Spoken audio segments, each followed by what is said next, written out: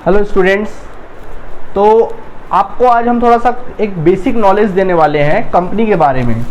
जब भी हम कंपनी का अकाउंट पढ़ेंगे, किसी प्रकार का कंपनी का अकाउंट पढ़ेंगे, या मान लीजिए आपका जो टॉपिक है, अगर हम कॉरपोरेट अकाउंट सब्जेक्ट पढ़ते हैं, कॉरपोरेट अकाउंट सब्जेक्ट पढ़ें या फिर फाइनेंशियल मैनेजमेंट पढ़ें, फाइनेंशियल अगर हम लोग मैनेजमेंट भी पढ़ते हैं, तो ये दोनों सब्जेक्ट को पढ़ने से पहले हम लोग को इसके कोई भी कंपनी के एसेट्स और लाइबिलिटीज़ के बारे में जानना बहुत ज़रूरी होता है। क्योंकि जब तक हम एसेट्स और लाइबिलिटीज़ के बारे में अगर हमको पूरा जानकारी नहीं होगा, तब तक हम लोगों को ये कंपनी के कॉर्पोरेट अकाउंट की बहुत सारी चीज़ें और बेसिक चीज़ें समझ में नहीं आएंगी, और फाइनेंशियल मैनेजमेंट की जो बड़े बड़े कॉन्सेप्ट और क्वेश्चन हम बनाएंगे वो हम लोग को समझ में नहीं आएगा। तो यानी कि अपन को सबसे पहले तो बेसिक चीज़ों को समझना बहुत क्या है, जरूरी है। तो आज वो क्लास आपका थोड़ा बेसिक चीज़ों के लिए है, उसके बाद हम ये चैप्टर को स्टार्ट कर सकते हैं। ठीक है, तो बेसिक चीज़ों को पहले समझ लीजिए, फिर आगे हम बात करते हैं। तो चलिए, कोई भी कंपनी होती है, कंपनी का कोई भी बिजनेस में दो चीज़ें होती है, एक एसेट्स होती है और एक लायबिलिटी होती है। अभी तक आप लोगों ने बहुत सारी चीज़ें पढ़ा होगा, तो एसेट्स और लायबिलिटी के बारे में आप लोगों ने एक बेसिक छोटे बिजनेस के बारे में पढ़ा होगा, कंपनी के बारे में नहीं पढ़ा होगा। चलो आज कंपनी की बात करते हैं। कंपनी के आज हम बात करते हैं, एसेट्स को डिटेल करते हैं कि कंपनी के एसेट्स के साथ क्या क्या होता है। तो देखिए, कंपनी के एसेट्स जो होते हैं, जो संपत्तियां होती है, वो दो तरह की होती, फिलहाल 2 या 3 तरह की होती, बताते हैं। सबसे पहला होता है फिक्स्ड एसेट्स, जिसको हम लोग कह सकते हैं non current assets, non current assets, जिसको हम लोग कहते हैं नॉन करंट एसेट्स। और दूसरा होता है करंट एसेट्स। क्या होता है दूसरा? Current assets.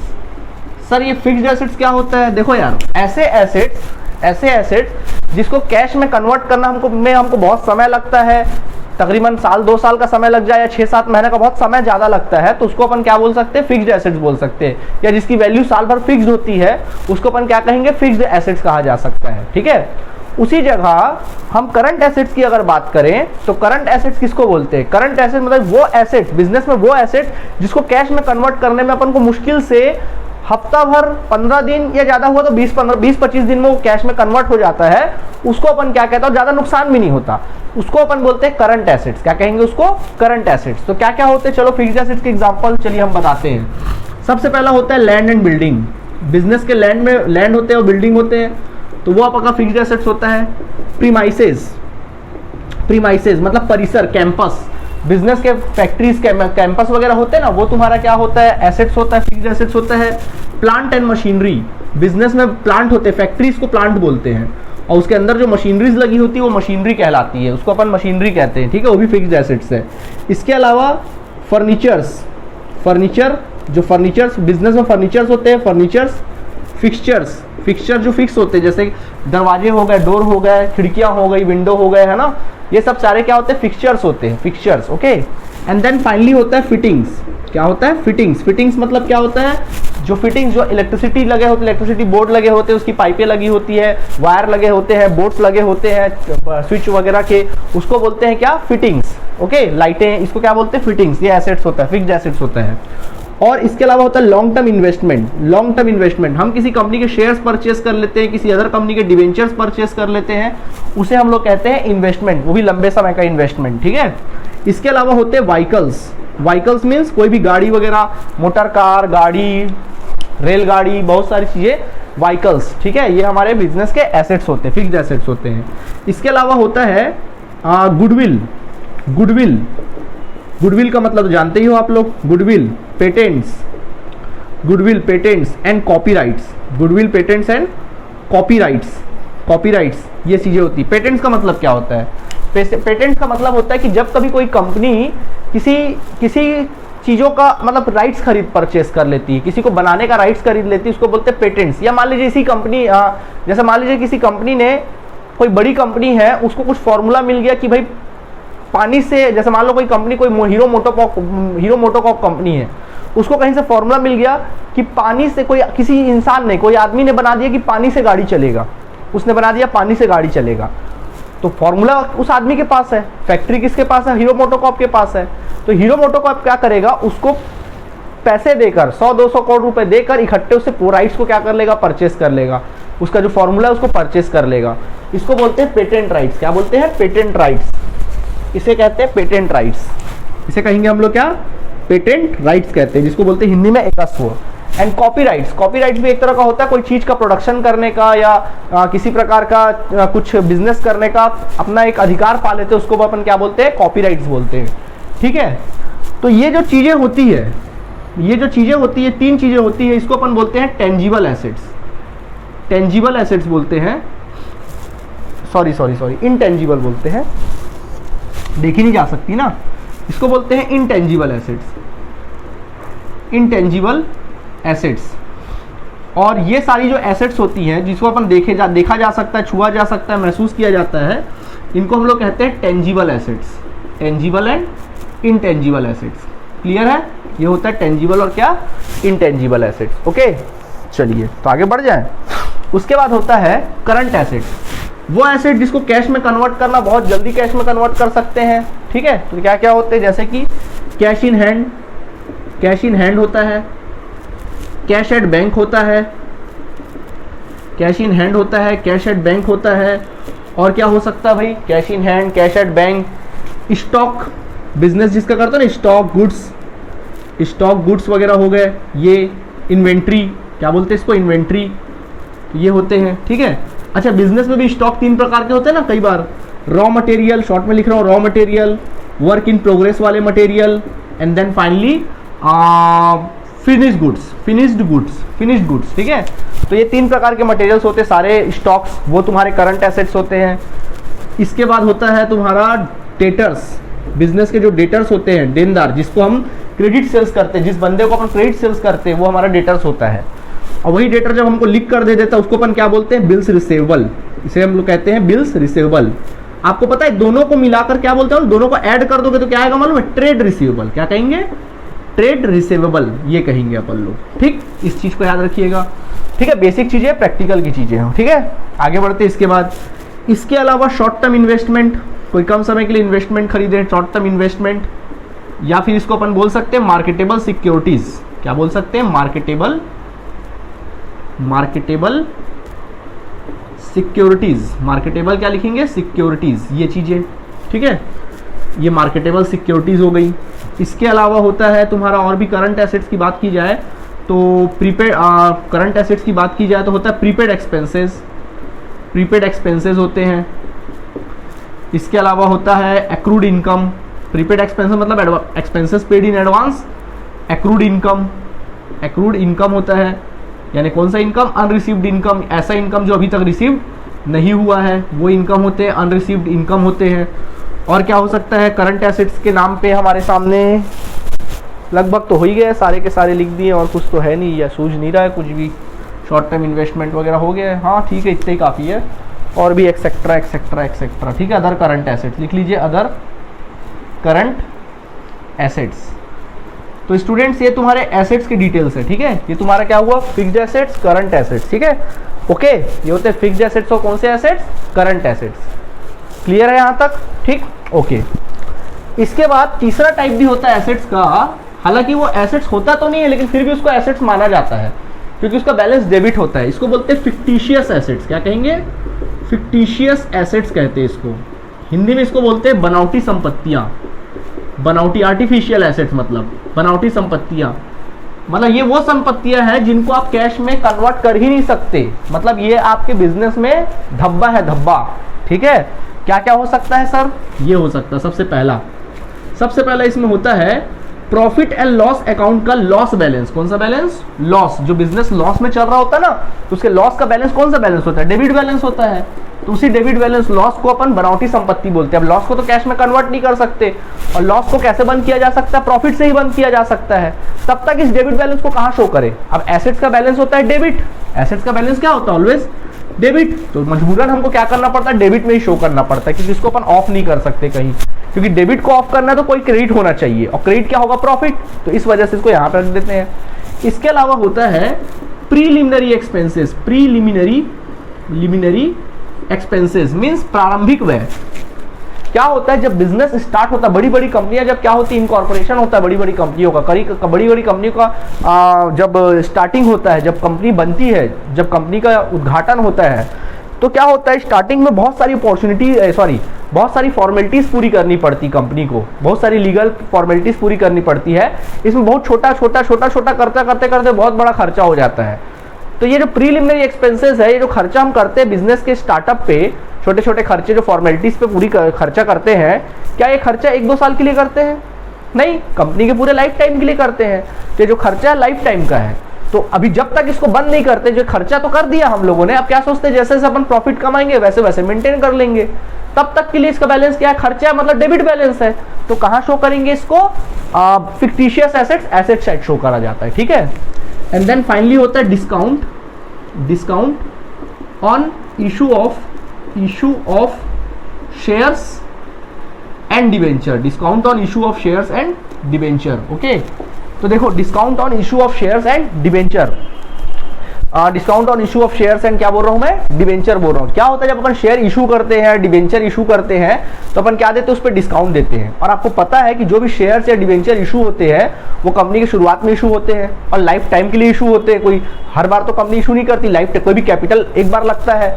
तो ये जो डिस्काउंट भी दिया जाता होगा, एक बार दिया जाता होगा, बड़े बड़े पैमाने पे दिया जाता होगा। तो इसको अपन कोई प्रॉफिट, बीच में प्रॉफिट एंड लॉस अकाउंट में तो मेंटेन कर नहीं सकते, तब तक इसको कहाँ शो करना पड़ता है, इशू ऑफ शेयर मतलब फिक्टिशियस एसेट में शो करना पड़ता है। आई बात समझ में कि नहीं आया? ओके, तो याद रखो। अब देखिए, तो ये एसेट्स कैश में कन्वर्ट कर सकते हैं बट समय लगेगा, ये एसेट कैश में कन्वर्ट कर सकते हैं और बहुत जल्दी कन्वर्ट कर सकते हैं, ये एसेट्स इनको कैश में कन्वर्ट ही नहीं कर सकते हैं, ठीक है। ओके, आपको पता है ये दो एसेट, फिक्स्ड एसेट्स और करंट एसेट्स, ये दोनों एसेट, जिन एसेट्स को बिजनेस में कैश में कन्वर्ट किया जा सकता है, जिसको अपन क्या कर सकते हैं, कैश में कन्वर्ट किया जा सकता है, यानी ये पूरा कौन एसेट्स, करंट एसेट्स, ये दोनों एसेट्स, फिक्स्ड एसेट्स और करंट एसेट्स, दोनों को मिला के इनको क्या कहा जाता है मालूम है, इंटरनल एसेट। बिजनेस में क्या कहा जाता है, इंटरनल एसेट्स, यानी आंतरिक संपत्तियां। यानी ये वो एसेट्स है जिसको कैश में कन्वर्ट किया जाना क्या है, पॉसिबल है। ये वो एसेट्स है जिनको कैश में कन्वर्ट किया जा सकता है, पैसे में क्या किया जा सकता है, बदला जा सकता है। ये आपके बिजनेस के रियल एसेट्स होते हैं। आई बात समझ में? जबकि वो आपके बिजनेस के आर्टिफिशियल है, फिक्टिशियस एसेट्स है। समझ में आया? तो जब कभी भी क्वेश्चन में इंटरनल एसेट निकालने के लिए बोला जाए तो आप कैसे निकाल सकते हैं, अगर हमको क्वेश्चन में टोटल एसेट्स दिया है और उस टोटल एसेट्स में से हम लोग फिक्टिशियस एसेट्स को माइनस कर दें, फिक्टिशियस एसेट्स को क्या कर दें, माइनस कर दें, तो क्या निकल आएगा भैया, इंटरनल एसेट निकल आएगा। तो जब भी मैं इंटरनल एसेट निकालने बोलूंगा तो आप इसी तरीके से निकाल सकते हो या सीधा डायरेक्टली निकाल सकते हो जैसा आपके क्वेश्चन में दिया रहेगा, ठीक है। तो यहां तक आप नोट कर लीजिए, फिर आगे बढ़ते हैं, फिर लायबिलिटीज के बारे में सीख लेते हैं अपन लोग। यहां तक नोट कर लेंगे।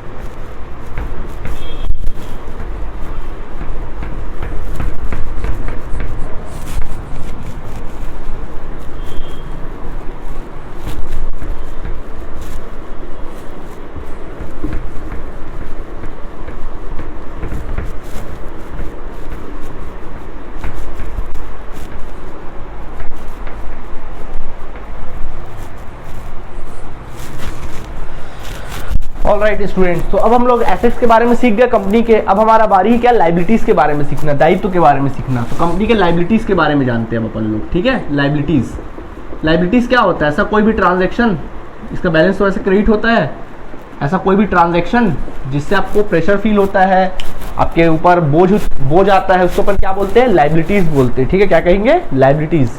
तो आपके बिजनेस में लायबिलिटीज जो होता है वो फिलहाल दो प्रकार का होता है, तीसरा हम बताएंगे। पहला होता है फिक्स्ड लायबिलिटीज या फिर इसको बोलते हैं नॉन करंट लायबिलिटीज, या इसको बोल लीजिए नॉन करंट लायबिलिटीज, ओके, ये कहते हैं। और दूसरा प्रकार होता है क्या, करंट लायबिलिटीज। सर ये फिक्स्ड लायबिलिटीज क्या है?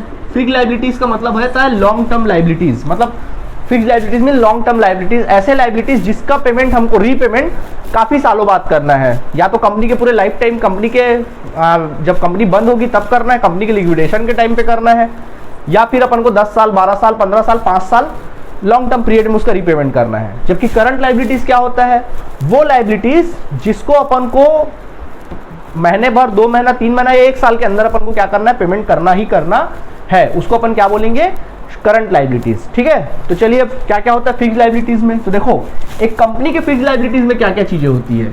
एक कंपनी के फिक्स्ड लाइबिलिटीज में होती है शेयर कैपिटल। ओके, क्या होती है, शेयर कैपिटल। और ज्यादातर अपन किसको प्रेफरेंस देते हैं, पेड अप शेयर कैपिटल को।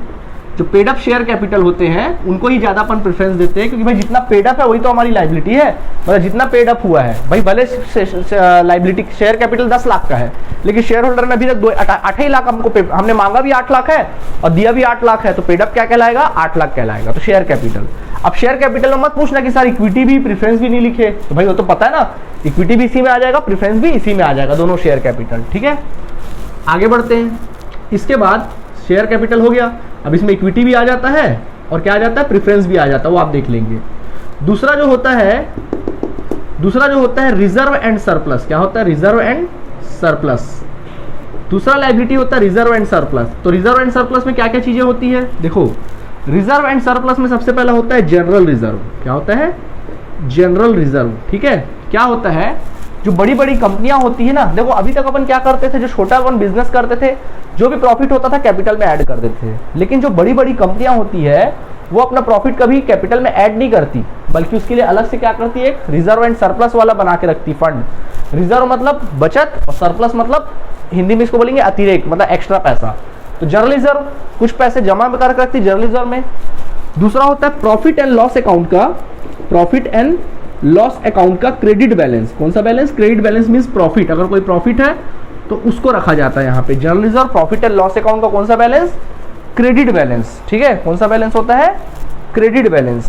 तो ये चीजें होती है। ठीक है, general reserve, profit and loss account का कौन सा बैलेंस, क्रेडिट बैलेंस। ये जो दो चीजें हो रिजर्व में क्या होती है, आती है। ठीक है, इसके अलावा और कोई रिजर्व तो मेरे ख्याल से है नहीं, बस 2 ही रिजर्व है। ठीक है, ध्यान रखिएगा इसको, और भी अदर रिजर्व्स अगर है तो वो देख लेंगे। ठीक है, इसके अलावा ये हो गया general reserve, share capital and reserve and surplus हो गया। ठीक, इसके बाद आगे बढ़ते हैं। अगला होता है डिवेंचर्स। क्या होता है, डिवेंचर्स। डिवेंचर्स मतलब क्या होता है, डिवेंचर्स का मतलब जानते हो ना, जैसे मान लीजिए कंपनी को लोन लेना है 10 लाख रुपए, सपोज कंपनी को 10 लाख रुपए क्या करना है, लोन लेना है, तो जनरली कहाँ जाएगी, बैंक के पास जाएगी, लोन ले लेगी।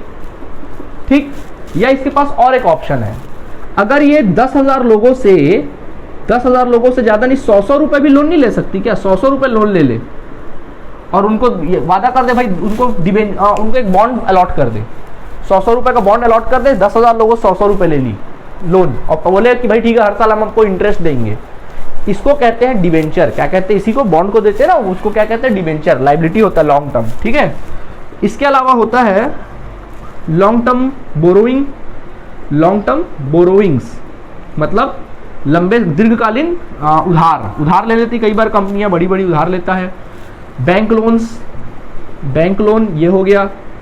ठीक, तो ये कुछ कंपनीज के क्या होते हैं, लॉन्ग टर्म लायबिलिटीज, मतलब फिक्स्ड लायबिलिटीज होते हैं। ठीक है, तो ये कुछ बड़े बड़े फिक्स्ड लायबिलिटीज होते हैं, बड़े बड़े लोगों की बड़ी बड़ी बातें। ठीक है, अभी क्या करें, समझना पड़ेगा।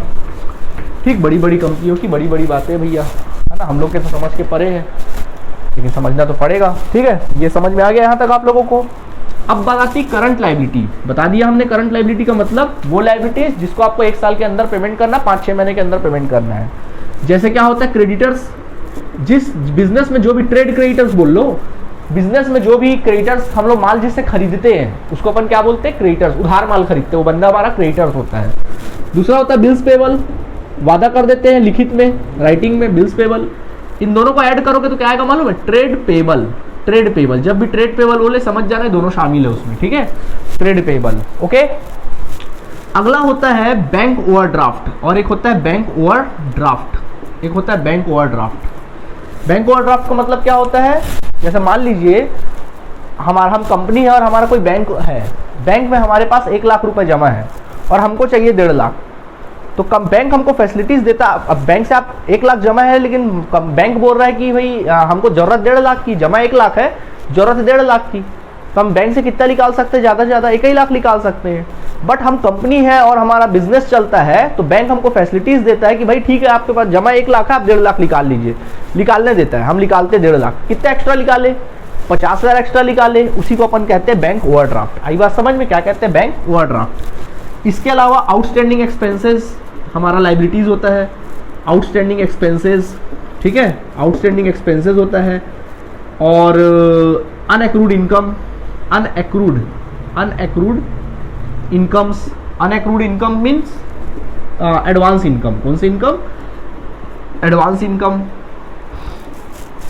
ये होते हैं डिविडेंड पेबल, किसी प्रकार का डिविडेंड अगर डिक्लेयर हो गया और पेमेंट करना बाकी, कोई भी डिविडेंड हो, चाहे प्रपोज डिविडेंड हो, इंटरिम डिविडेंड हो, ये सारे क्या होते हैं? हमारे आउटसाइडर मतलब करंट लाइबिलिटीज होते हैं। क्या होते हैं? करंट लाइबिलिटीज होते हैं। तो क्रेडिटर्स हो गए, बिल्स रिसीवेबल, ये सारी चीजें हो गई। और कुछ तो नहीं छूटा ना? हाँ, workmen compensation, workmen fund, workmen welfare fund. हमारे यहाँ वर्कर्स काम करते हैं, उनका वर्क्समैन वेलफेयर फंड होता है, वो हमारा क्या होता है? करंट लाइबिलिटी होता है, ठीक है। इसके अलावा फिक्स लाइबिलिटीज में और एक चीजें होती है, एम्प्लॉइज प्रोविडेंट फंड, ये फिक्स लाइबिलिटीज होती है। एम्प्लॉइज प्रोविडेंट फंड, भाई एम्प्लॉय क्या करता है? Provident fund, employees provident fund. Employ हमारे यहाँ काम करते हैं तो अपना कुछ पैसा, सैलरी अगर उसका 20,000 है तो 20,000 में से 2,000 हमारे प्रोविडेंट फंड में छोड़ देते हैं और 18,000 अपने घर ले जाते हैं सैलरी। 2,000 कब मिलेगा? जब वो रिटायरमेंट होंगे। तो प्रोविडेंट फंड, तो ये सारी चीज़ें होती है प्रोविडेंट फंड वाला की। ये तो कुछ ज़्यादा पाला पढ़ने वाला आपका है नहीं इससे, ठीक है। इसके अलावा अगर हम लोग इंटरनल लाइबिलिटीज की इधर बात करें तो इसमें और एक वर्ड जोड़ लेना, वर्क्समैन कॉम्पेंसेशन फंड। ये इसमें आता है रिजर्व एंड सरप्लस में, वर्क्समैन कॉम्पेंसेशन फंड। वर्कर को अगर कॉम्पेंसेशन फंड दिया जाता है उसको बोलते हैं वर्क्समैन कॉम्पेंसेशन फंड। बोलोगे सर उसको तो अपन को करंट या आउटसाइडर में रखना चाहिए, है ना? क्या करना चाहिए? करंट या फिर आउटसाइडर में रखना चाहिए। भाई कॉम्पेंसेशन है, मतलब कुछ प्रॉब्लम होगा तो ही पैसा देंगे, और नहीं हुआ तो सारा पैसा कंपनी का। भाई अगर कुछ एक्सीडेंट हुआ, डेथ हुआ तो पैसा दोगे ना, नहीं हुआ तो कंपनी का। लेकिन ये पैसा तो देना ही पड़ेगा आपको, ये पैसा तो देना ही पड़ेगा आपको, है ना? ये होता है, ठीक है। इस वजह से रिजर्व एंड सरप्लस में, ठीक है। अब सुनो, देखो कंपनी के लाइबिलिटीज भी दो तरह के होते हैं। एक इंटरनल लाइबिलिटीज होते हैं, जैसे एसेट्स होता है ना इंटरनल और फिक्टिशियस, वैसे कंपनी के साथ भी होता है। इंटरनल लाइबिलिटीज होता है और आउटसाइडर लाइबिलिटीज होते हैं। इंटरनल मतलब वो लाइबिलिटीज जो मालिकों के प्रति लाइबिलिटीज है, मालिकों को देना है, शेयर होल्डर को देना है। कंपनी के मालिक कौन होते हैं? शेयर होल्डर, उसको बोलते हैं इंटरनल लाइबिलिटीज, ठीक है। और वो आउटसाइडर लाइबिलिटीज जिनको को बाहरी लोगों को देना है, मतलब बिजनेस के बाहर वो खूटा डाल के बैठा, उसको पेमेंट अपन को क्या करना पड़ेगा? करना ही पड़ेगा, पेमेंट हमको करना ही पड़ेगा। उसको अपन क्या बोलते हैं? Outsider liabilities. क्या कहा जाएगा उसको? अपन लोग आउटसाइडर लाइबिलिटीज कहते हैं। ओके, क्या कहेंगे उसको हम लोग? आउटसाइडर लाइबिलिटीज, ठीक है। तो वो होते हैं हमारे बिजनेस के क्या? आउटसाइडर लाइबिलिटीज होते हैं, वो बिजनेस के कहलाते हैं आउटसाइडर लाइबिलिटीज, ठीक है। ओके, मतलब उनको पैसा देना ही पड़ेगा। मालिकों के प्रति लाइबिलिटीज इंटरनल लाइबिलिटीज, बाहरी लोग जो है उनको बोलते हैं आउटसाइडर। तो देखो सुनो, यहां से लेकर यहां तक, कहां तक? यहां से लेकर रिजर्व एंड सरप्लस तक, मतलब share capital plus reserve and surplus क्या कहलाते हैं मालूम तुम लोग के? बिजनेस की इंटरनल लाइबिलिटीज कहलाते हैं। क्या कहलाते हैं? इंटरनल लाइबिलिटीज, मतलब वो लाइबिलिटीज जो मालिकों के प्रति है, शेयर होल्डर्स के प्रति है। ये शेयर होल्डर को देना है, कल को नहीं भी देंगे तो चलेगा, इसको बाद में देंगे, चलेगा। और डिवेंचर से लेकर, कहां से लेकर? डिवेंचर से लेकर मतलब ये पोर्शन भी तुम्हारा आउटसाइडर लाइबिलिटीज कहलाते हैं। आउटसाइडर लाइबिलिटीज इनको तो देना ही पड़ेगा, बिजनेस के बाहर बैठे हैं, बच नहीं सकते। और जो करंट लाइबिलिटीज है, ये भी लाइबिलिटीज, ये भी क्या कहलाते हैं? Outsider liabilities. इनको भी क्या करना पड़ेगा? देना ही देना क्या होगा आप लोगों को? पड़ेगा। इसको बोलते हैं आउटसाइडर लाइबिलिटीज। क्लियर हुआ यहां तक? ठीक है। इसके बाद इसको फिलहाल आप मिटा लो यार, ये इसको किनारे करोगे, इसका काम नहीं है अपने को, ठीक है। इसके बाद अगला होता है, इसी में ही और एक टाइप होता है कॉन्टिंजेंट लाइबिलिटी। कॉन्टिंजेंट लाइबिलिटीज मतलब इसका होता है, कॉन्टिंजेंट मतलब संदिग्ध, डाउटफुल लाइबिलिटीज। डाउटफुल हिंदी में इसको बोलते हैं संदिग्ध दायित्व, डाउटफुल लाइबिलिटीज। डाउटफुल मतलब डाउटफुल है, हो भी सकता है और नहीं भी हो सकता है। कैसे सर? मान लीजिए हमारे यहाँ बिजनेस में कोई वर्कर काम करता था, अब उस वर्कर का मान लीजिए एक्सीडेंट हो गया, ठीक है। अब उसका एक्सीडेंट हो गया, कायदे से हम लोगों को उसको कुछ कायदे से हम अपने कंपनी के रूल के अकॉर्डिंग हम उसको बोले भाई 5 लाख रुपए ले, जो भी कॉम्पेंसेशन है 5 लाख रुपए ले और चलते बंद, हमने बोला उसको। लेकिन वो हमको बोलता नहीं, मुझे 50 लाख रुपए चाहिए और मेरे फैमिली से किसी एक मेंबर को नौकरी चाहिए और मुझे पेंशन चाहिए। हम बोले नहीं देंगे, तो वो कर दिया कि उसमें कोर्ट में केस कर दिया। अब कोर्ट का केस ऐसा तो नहीं कि आज हमने केस किया कल फैसला आ जाएगा। कोर्ट के फैसला आने में 10 से 12 साल 20 साल तो लग ही जाएगा, या 5-6 साल लग जाएगा, लंबा समय लग जाएगा। अब सोचो अगर ये केस हम लोग जीतते हैं तो फिर कोई बात ही नहीं है, जितना देना उतना देंगे। लेकिन अगर हार जाते हैं तो हमको लग जाएगा 50 लाख का फटका और अलग से और खर्चे लग जाएंगे। तो कहाँ से देंगे भैया इसको? तो तब तक अपन एक फंड बना के रखते हैं जिसको बोलते हैं कॉन्टिजेंट लायबिलिटी। तो ये पैसे कहाँ से देंगे अपन? कॉन्टिजेंट लायबिलिटी से वो पैसे क्या करेंगे अपन लोग, उसको देते रहेंगे। ठीक है, तो ये कहानी है। ठीक, तो इसको आप क्या कर लीजिए, लिख लीजिए। ओके, तो सुनिए, तो आज हमने कभी भी कोई कंपनी पढ़ना है या फाइनेंशियल मैनेजमेंट सेक्टर हमको सब्जेक्ट हमको पढ़ना होता है तो कंपनी के नफ्स को अपन को जानना बहुत जरूरी होता है। कंपनी के जो टॉपिक है एसेट्स और लायबिलिटी वाले टॉपिक को हमको जानना बहुत जरूरी होता है। तो आज ये टॉपिक हमने जान लिया, आगे अपन फिर अपन अपना काम कर सकते हैं बड़े आराम से। ठीक है, चलिए स्टूडेंट्स, आज के लिए इतना काफ़ी है। कल से अपन लोग अपना जो सब्जेक्ट है वो अपन स्टार्ट कर लेंगे। ठीक है, तब तक के लिए थैंक यू।